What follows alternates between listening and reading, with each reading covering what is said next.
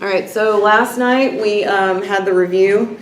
We actually had a pretty good group there. A lot of good questions were asked, so I definitely recommend you guys check that out. As soon as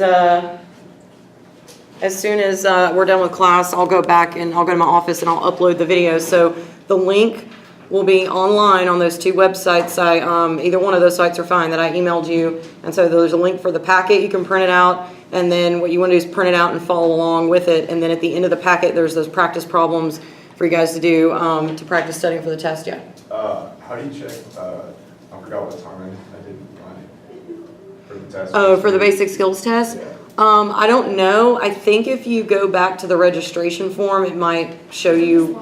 Yeah, you just log in. It'll show you when you're registered for. Yeah. And then and then I put in the email too, if anybody takes their test at the DRC, you don't register, because if you register on that site, it saves a spot in our lab. So if you accidentally did that, go in and like give your seat up. So that way, and you just schedule your test directly through the DRC if that applies to you. Okay, so today what we're going to do is we're going to do a bunch of word problems involving quadratics. And I want you guys to kind of see like all the different ways we can ask you to like set up a quadratic and the different ways we can ask you questions about it. So when you're looking at quadratic functions, right, one of the big things, kind of obvious choices for a quadratic is it's x squared, right?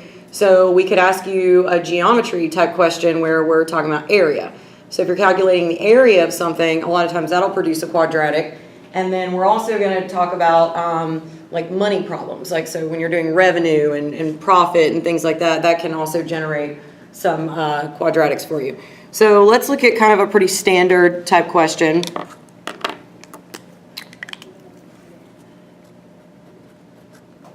All right, so we have a rancher, right, and he wants to build a pen next to a river. And so the picture provided is going to look like this. So the river is here, and the dimensions of the pen are going to be x by y.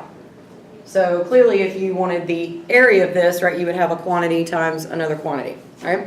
So what we're told is that the rancher has 4,000 feet of fence. So if you look at the picture, what you see there is you have two variables, right? But we only work with functions of one variable. So these types of questions have a little bit of an added twist to them where we can easily write the area, right? We would say, well, the area of that pen is just going to be x times y. But then if we want to do anything, we need to figure out how to turn that y into an x. So the way that we do that is we give you what we call a constraint. So the constraint of this problem is that the total amount of fencing has to equal 4,000. So if we look at, so part A would be something like this. Find area as a function of x. So if you write the area equation just generally, based on the information we were given, right, we would say, well, that's x times y. But that is not a function of x because there's a y in there. So the way we eliminate the y or change the y to an x is we look at our constraint. And so the total amount of fence here, there's no fence along the river, is he's going to have two sides of length x and one side of length y. So 2x plus y has to equal 4,000. And so if we solve this equation for y, we see that y is 4,000, right, minus 2x. So if we go back to our original area equation and we now replace y with this expression, we now can have area as a function of x. So it's x times 4,000 minus 2x. So now it's just a function of x. If the river wasn't there, then the amount of fence he would have needed was 2x plus 2y, right? Because you would have had to have two sides of length y, two sides of length x. So always pay attention to how the question is worded and what they're giving. So this is totally fine. This is technically a correct expression, but I would take it out one step further and distribute the x. Oops, that should be 4,000 x. And now you can see you have a quadratic. Would we get counted off if we left it? Nope. but there's always going to be, on word problems, there's going to be multiple parts. So when we get to part B, you would probably end up doing that anyway. So I usually just, when you've seen some of these in, exam 1, right, we have lines and quadratics. Those are the two functions we're dealing with. So if you kind of think about when you're taking exams, and this is true in like any math class, think about the context, think about the topics. There's only going to be a handful of them, right? So if we have a quadratic, I want to get it in this form because it's easier for me to work with than the form above. And you may not see that it's a quadratic in the form above. All right, so there's a follow-up question, right? And it says, right, determine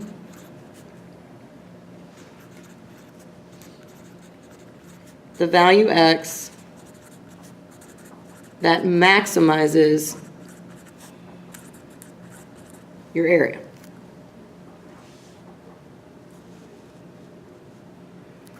So whenever you see max and min, right, especially if you wrote the initial expression, you want to go back and you want to check, does my quadratic open the right way, right? So if you look at the quadratic we wrote, the a value is -2. And we said, well, if a is negative, the quadratic opens down. So if I were to actually graph this function, right, you would have a parabola that opens down.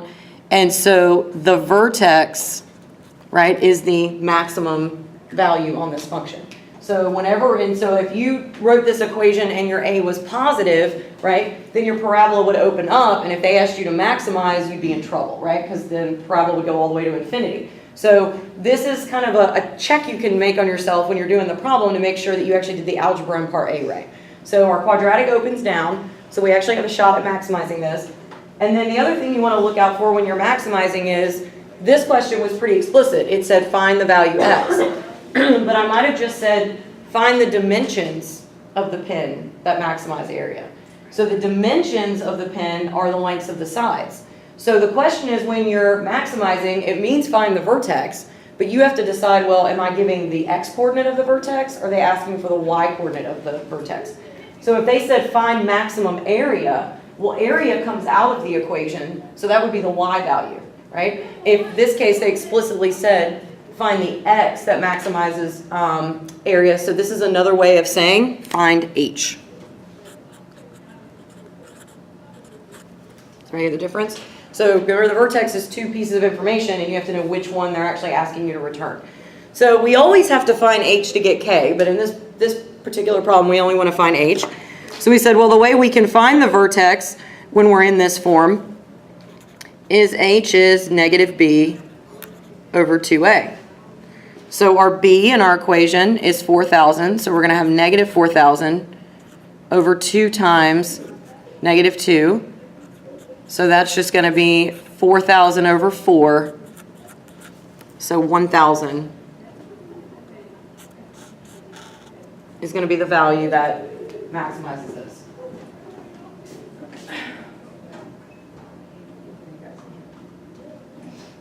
So if it said determine the value y, you would find k. Mm-hmm. Okay. And we probably wouldn't say determine the value y. Okay. Because actually y is not the area. Y is actually the length of the pin. Okay. The way it was defined in the problem. Got it. So if I wanted to find y, right? If I said, well, what are the dimensions of the pin, right? So we found the height, right, of that rectangle. If I wanted to find y, I would plug that x in right here, and that would give me y.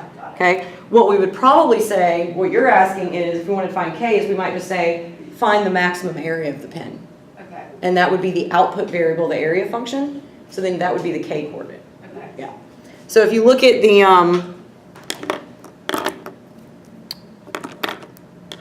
colors. So if we look at this thing, the vertex here is measuring x, right?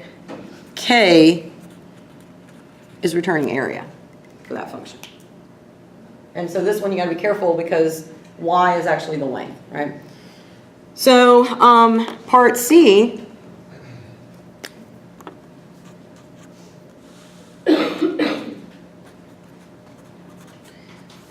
says to find the maximum area. So that is K. So it's saying, so I'm writing this in a different color because that wasn't given in the instructions. I'm just kind of translating it, right? That's what it's really asking to do. So if we've got H, right, then all we have to do is plug that X value into our area equation and K should come out because that is a point on the graph. So what we're going to do here is we're going to say, well, what is A of 1,000? So it's going to be 4,000, right, times 1,000 minus 2 times 1,000 squared.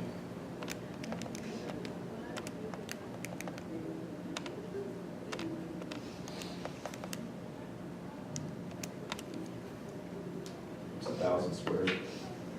Yeah, It's a lot. it is a lot. So we get 2 million feet squared. Yeah, really big numbers. So one of the things you'll see on some of these word problems is in order for the numbers to work out nice and clean, so you don't need calculators to make the computation, sometimes it seems like the numbers just seem silly. So like one of the problems in the review last night was a kayaking business, and it worked out you had to rent 2.5 kayaks, and then you would only make like $75, and then I think you had to price them at like $30, and it was just like, if you actually looked at those numbers, it was a completely ridiculous scenario. So don't be freaked out if the numbers seem strange. You just want to make sure you're following kind of the mechanics. But yeah, you can have if you have 4,000 feet of fence, and so you want to think if you're a rancher, you got big tracts of land. So that's actually not completely unfeasible.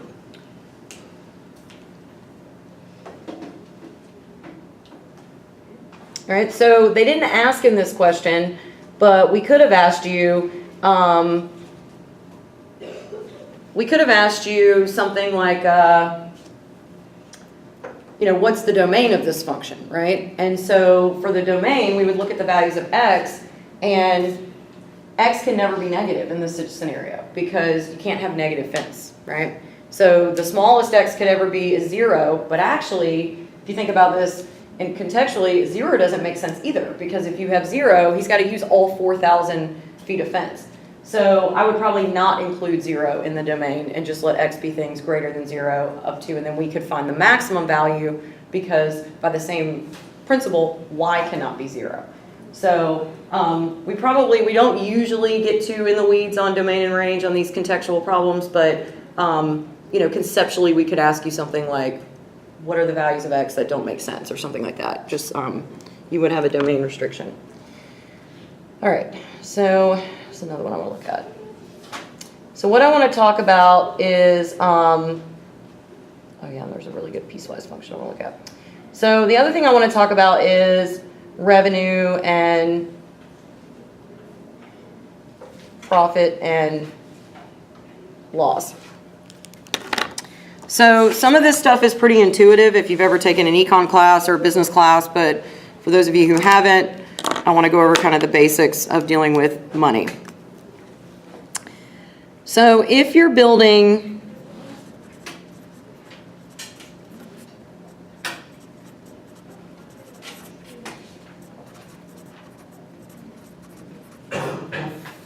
right, so just kind of think of functions involving business. These are pretty standard principles. So if I tell you that a business, let's say you're a manufacturer and you make widgets or whatever it is you want to make, right? So you're going to have what we call fixed costs, right? So that would be things like your rent, your power bill, turning the lights on, just operating the building. So before you even produce a single product off your line, you have to have money to open the doors, right? And then there's a cost associated with each thing you produce, right? Because you have to pay for the materials. So when we're talking about cost functions, they can technically take any form, but the most common form that you guys see are linear functions. And so it would be something like this. The cost function would be your fixed costs plus your variable costs times x. So the variable cost would be the slope. And if you think about the units, it would be like dollars per item, right? So that's a slope, right?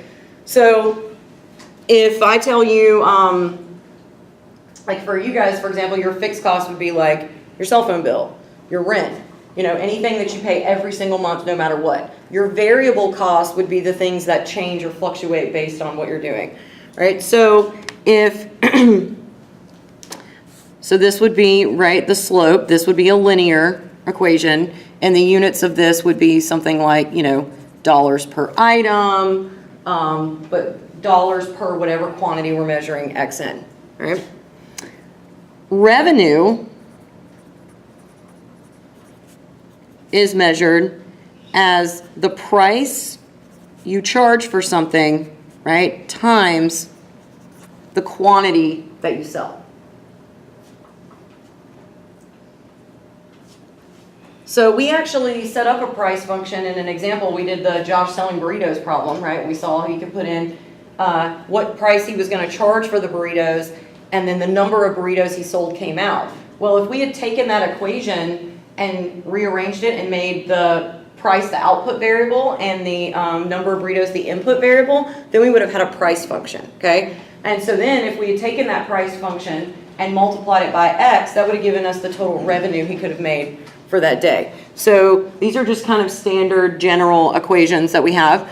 So if you have a function P of X and you multiply times your quantity X, well, P of X is most likely going to be linear.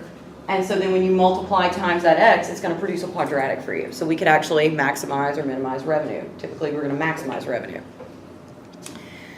Profit, no, can't spell today, is the revenue function minus the cost function. So you take the total amount of money that you brought in for the day and you subtract what it cost you to operate for that day, and the result would be profit. So profit is another equation that we might want to maximize or minimize based on the context. So this could also produce a quadratic. So if revenue is most likely a quadratic and cost is most likely a line, right, when you subtract them, it will still remain a quadratic function that you can maximize or minimize. So I want to look at an example where we kind of deal with some money stuff, all right? So what we have is a business, and everybody likes to use widgets. That's the standard business thing, right? So we have a linear model for its widget pricing function, and we have to build the pricing function based on the following information, all right? I always think these are fun. All right, so X is going to represent the quantity that we sell, and P of X is going to be the price function. And we're told the following, that if we sell 300 widgets, the price is at $70. And then we're told that if we discount the item by $10, we'll sell 20 more widgets. So a discount of $10, right, is a change in Y of negative 10, because it's a drop in Y, right, because Y is going to be the output variable here. The change in X is going to be a positive 20. So they told us it was linear, right? They gave us a point, a data point, 370, and they gave us everything we need to calculate the slope.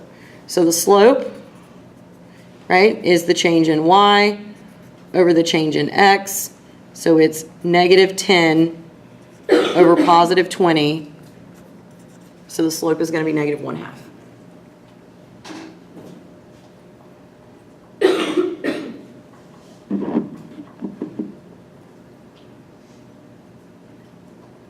So if we want to write the equation of this line, we have everything we need, and we can use the point slope formula. So P is our output variable, so it's going to be P minus 70, right, equals negative 1/2 times X minus 300. I don't want to deal with a fraction, so I'm going to multiply everything by 2, which cancels the 2 on the right side. And so when I distribute the 2, I get 2P minus 140 equals negative X plus 300. So then we add 140 to both sides. So I'll get negative X plus 440. So P is negative 1/2 X plus 220. 440 divided by 2 is 220. So that's our pricing function.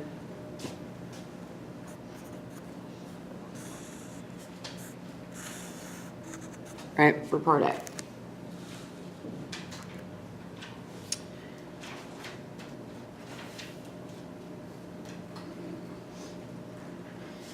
So in part A, they asked you to produce the function, but then they said they wanted you to produce 2 points that were on this line. So we actually were, kind of did the slope the clever way. We were like, well, changes in y, that's just delta y, changes in x, that's delta x. You really didn't need to find 2 points and then calculate the slope here. But if you wanted to know, right, the initial point given was 370, right? So if we wanted to know another data point on this line, well, if I drop the price $10, right, so let's make that next y value 60, I should sell 20 more items. So 320.60 would also be on that line, right? And then the next point, if we want to do the next $10 drop, we would say 330, 50, right? 340, 40. And you would see the price would keep going down until eventually it would hit 0, and then we would have to cut off the range at that point. All right, so let's find the revenue function. So the revenue function says take the price and multiply by the quantity that you sold. So we're going to take our line we just wrote, negative 1/2 x plus 220, and we're going to multiply it by x. So technically speaking, that is a fine answer, right? But this is going to produce a quadratic because there's always more parts. So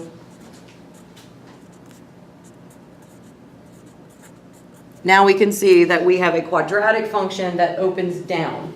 So we could maximize this function but not minimize it.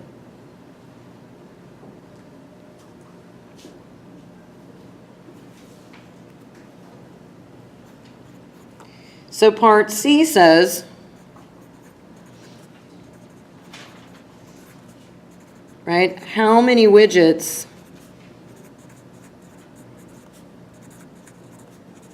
should you sell to maximize revenue? And that's where we said you want to verify that that quadratic opens down, or else we're in trouble. So notice they didn't use the word x or y here. They didn't talk about anything super specific. So you would have to know, will widgets go into the equation? That's the x. So they're basically telling you find x, or more specifically, find h. Okay. So the h value of the vertex is still negative b over 2a.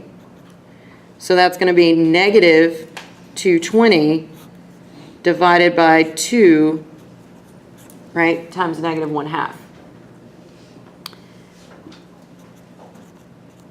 And this just comes out to be 220.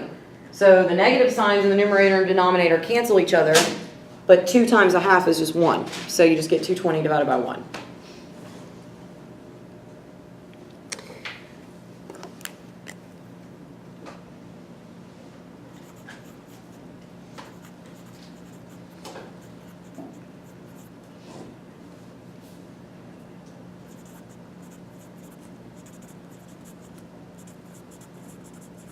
Is there a formula to get K? You just plug it back into the function, because K is the y value of the point. Oh, that's right. So you would just plug H in, and that would give you the max revenue.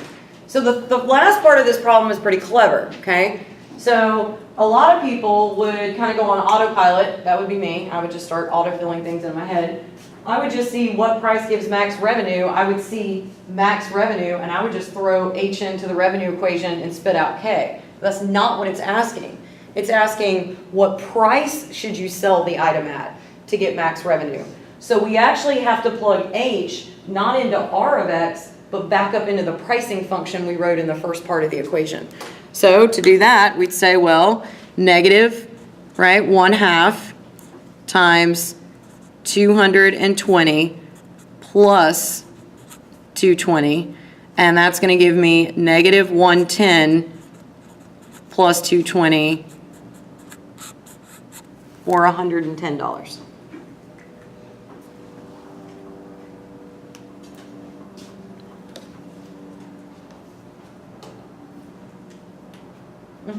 So if it was gonna ask us to do it the other way, how would it have been worded?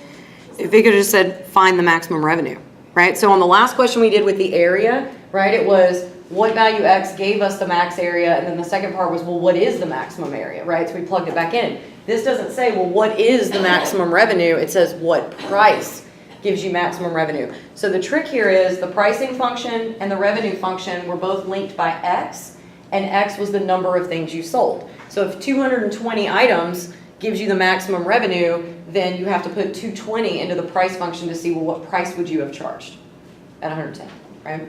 So if you take $110 and you multiply it by 220, that would give you the maximum revenue that you made that day, right? So one of the things you'll see, there was a fun problem that we did in calculus, but it was still the same exact type question. The only difference was we had a slightly different technique for maximizing and minimize. We didn't have to find the vertex. We could do it in a calculus way. But it was a really fun problem involving an airplane. And Athens Tech, when they did calculus, it was essentially business calculus because it was all Terry business students taking it. So all the problems are actually kind of fun because they were real world application problems. But it was an airplane and they told you the maximum seating capacity on the airplane. They gave you a pricing function and then we had to maximize revenue. And what you would see in that problem, there were two versions of it. In one version, the airplane problem, excuse me, in that version, you actually had to oversell the flight to get maximum revenue. And it was one of those things where people were like, oh, we have to throw this answer out because the plane only seats 300 people and this is saying sell 305 flights. And I was like, well, mathematically, technically, I hear your argument, but if you actually look in the real world, airlines do that all the time.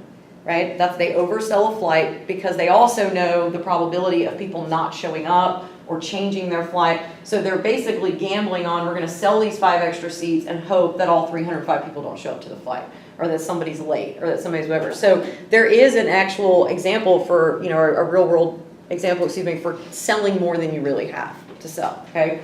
The flip side of that was a problem like this where you had a pricing function. Right, and what you would see is, Apple's a great example of this, right? With their products, you actually sell the product much higher than is almost like a ridiculously high price, right? Which drives demand down, right? Because as the costs go up, demand should go down. But if you calculate the revenue, you would see that, well, to achieve maximum revenue, it would make more sense to price it higher and sell fewer of the items. So it's not always about selling as many of your thing as you can. You want to maximize your revenue, and when the PlayStation comes out new, they make a limited quantity so they can sell them at like $700, right?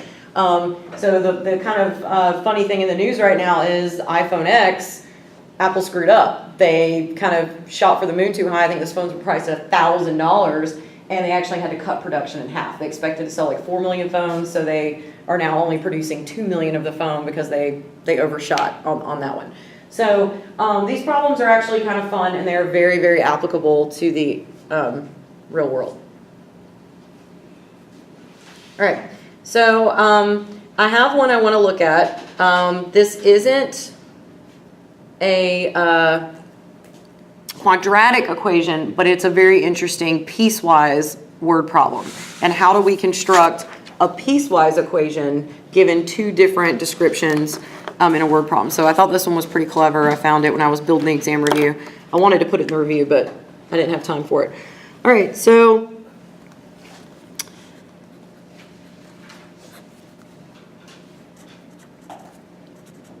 in this problem,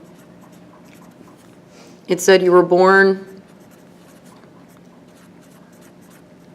in the 1800s, and that's not really going to be crucial to the problem. It's just, giving you a little context of why the numbers were chosen. Oh, come on, focus. All right, so you're born in the 1800s, and it says when you turned 18, right, so at 18 years of age, you started saving for retirement by stuffing cash into your mattress, right? So you put $10, let's do this, per month, right? And then when you turn 20, right? So 2 years later, you times got tough, and so you were living paycheck to paycheck, so you added nothing to the mattress. So we were putting $0 per month in the mattress, okay? And then it says when you turn 21, so at age 21, you lost your job and started pulling $5 out of your mattress every month to pay the bills. So now the mattress is losing $5 a month. So that's why they had the 1800s, because otherwise this would be like ridiculous, right? So then it says on your 25th birthday, you died. On your birthday, right? So it says, let T denote time in years that you passed since your 18th birthday, and Y be the amount of dollars in your mattress. So T is going to be time, since your 18th birthday, and Y is going to be the total money in the mattress. And so we want to write in a function that shows all of this stuff, okay? So this is actually going to be linear, right? We can see we have a slope for each scenario given, and based on the age they were given us, we can actually create a data point and create this piecewise function. So not only are we going to write the formula, I'm also going to show you how to draw the graph from it too, because that could be another thing we could do. We give you a piecewise and say draw the graph. So if we want to grab data points here to do each piece of this, at 18, right, when you're 18 years old, that's T equals 0. And we'll assume, based on the problem, that you started with $0 in the mattress. So you didn't put anything away until you turned 18. So the first data point is 0, 0. So that means this line starts at the origin. And the slope, right, is positive 10. And this is true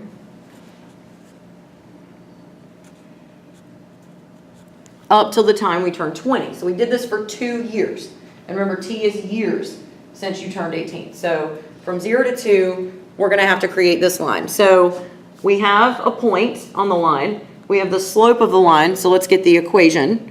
So y minus 0, right, equals 10 times x minus 0. Well, this should really be a t minus 0. So this gives us the line, right, y equals 10t.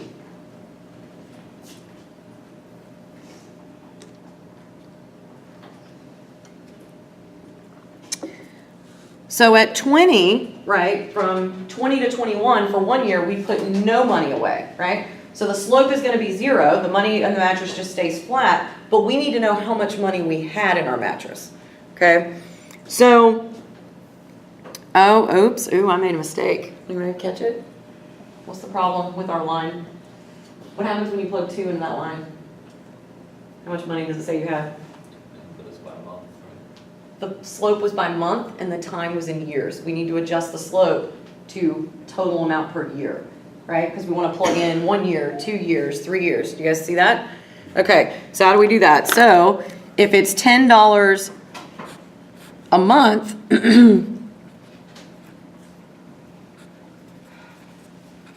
right?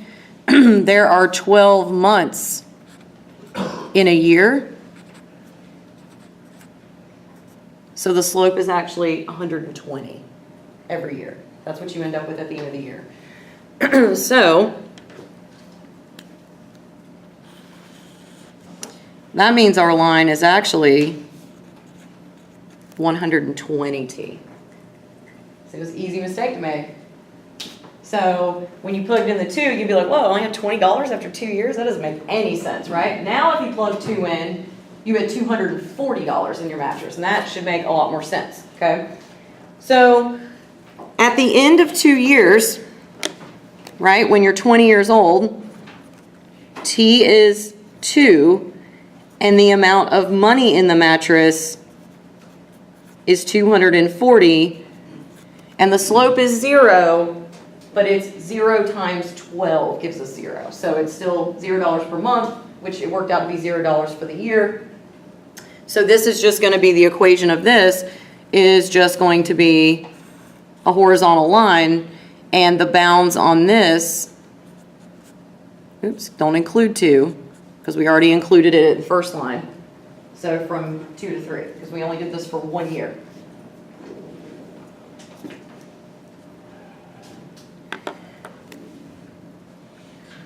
When you turn 21, T is 3. The initial amount of money in your mattress is still $240 because we didn't do anything for that previous year. But then we start removing $5 a month. So the slope is negative, right? $5 per month, but there are 12 months in a year. So the slope, right, is negative 60 for the whole year.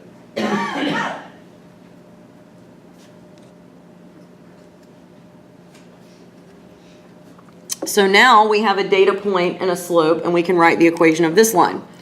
So y minus 240 equals negative 60 times t minus 3.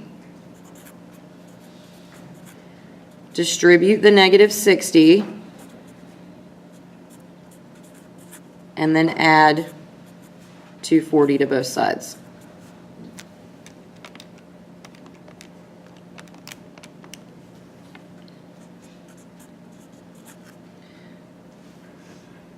So this line, we assume that we did this until we die at 25, right? So at 25, we did this for 4 years.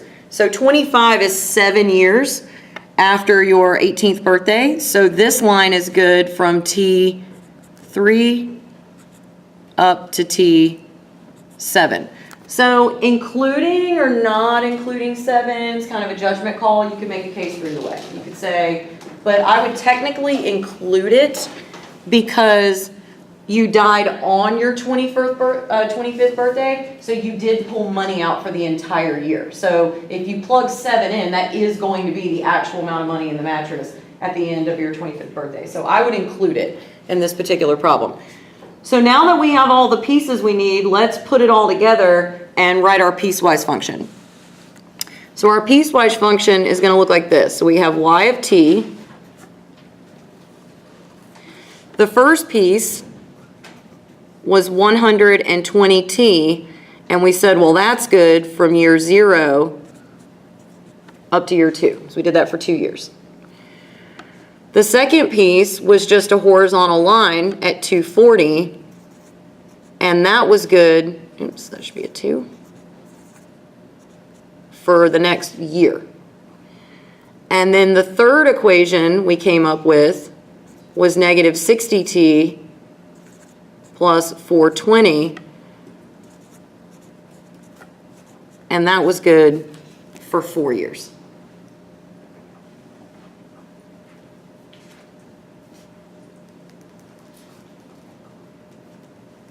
Question is 7, right? Oh, yeah, you're right. My brain's so foggy right now. I keep switching numbers and it's hard to do math when you're tired or sick. All right. So everybody see what's going on here? So 18 to 20, 20 to 21, 21 to 25. Okay. So if we want to look at a graph of this, this is actually not bad at all to graph. Oh, let me get this down.